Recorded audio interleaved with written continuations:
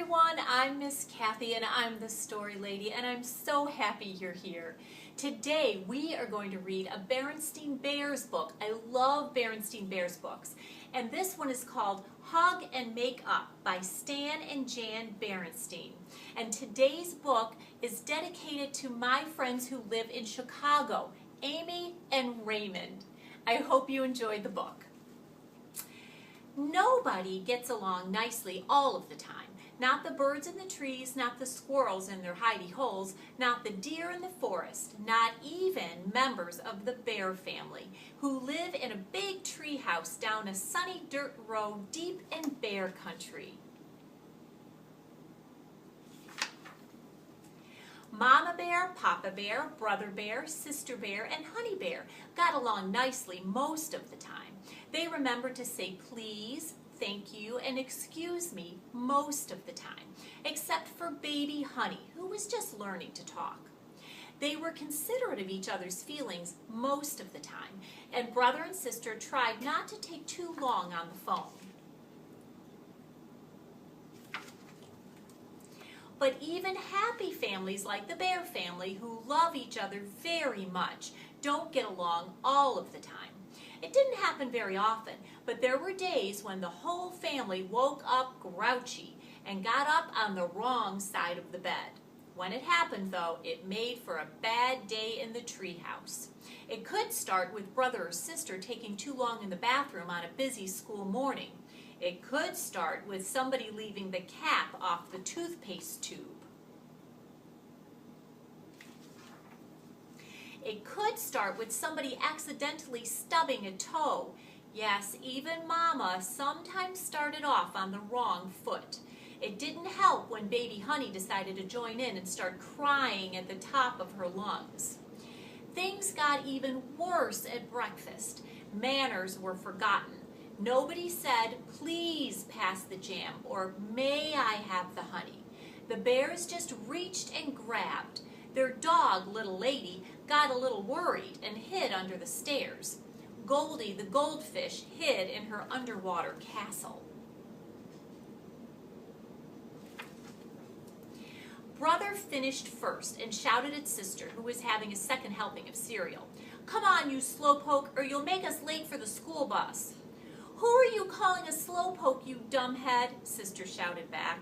You were the one who made us late yesterday when you forgot to have Mama sign your test paper.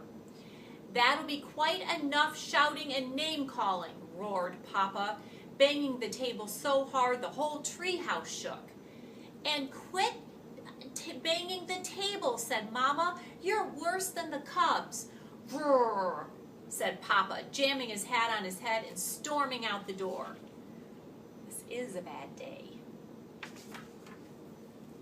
Brother and sister usually sat next to each other on the school bus, but this morning they came onto the bus looking like storm clouds.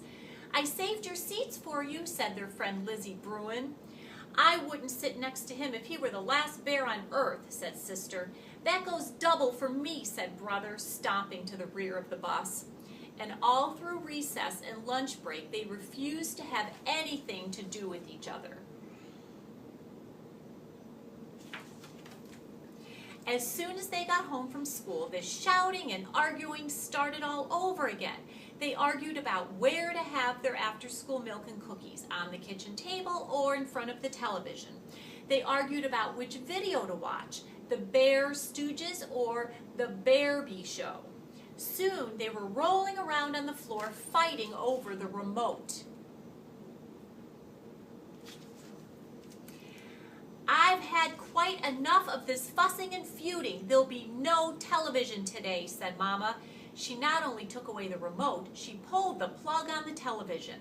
Just sit yourselves down and do your homework, and I don't want to hear another peep out of either of you. Brother and sister sat at the dining room table and tried to do their homework, but they were so busy looking daggers at each other that they couldn't concentrate.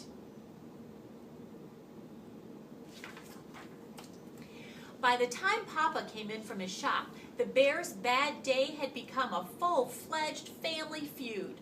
Little Lady was still hiding under the stairs, and Goldie was still hiding in her castle.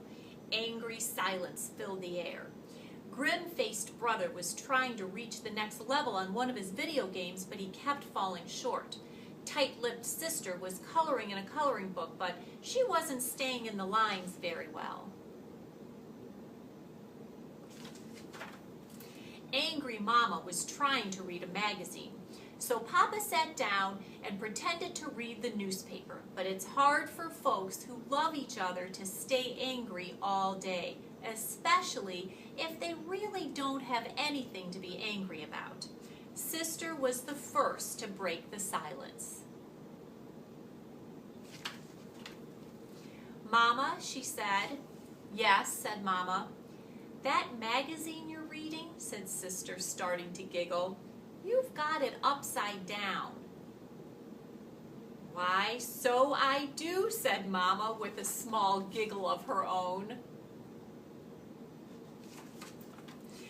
Now, it happens that giggling is as contagious as the 24-hour virus. More quickly than it takes to tell, the whole bear family was laughing so hard, except for baby Honey, who until that moment was having a long, quiet nap. They were laughing so hard their sides hurt. They laughed so hard tears rolled down their cheeks. And what were they laughing at? They were laughing at themselves for wasting a whole day being angry about nothing.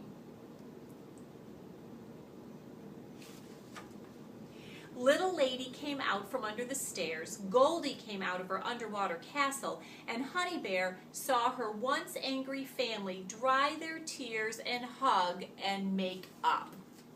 The end. The Berenstain Bears hug and make up. Very important thing to do.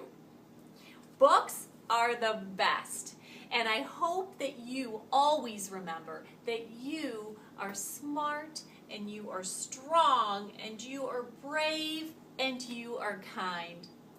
See you next time.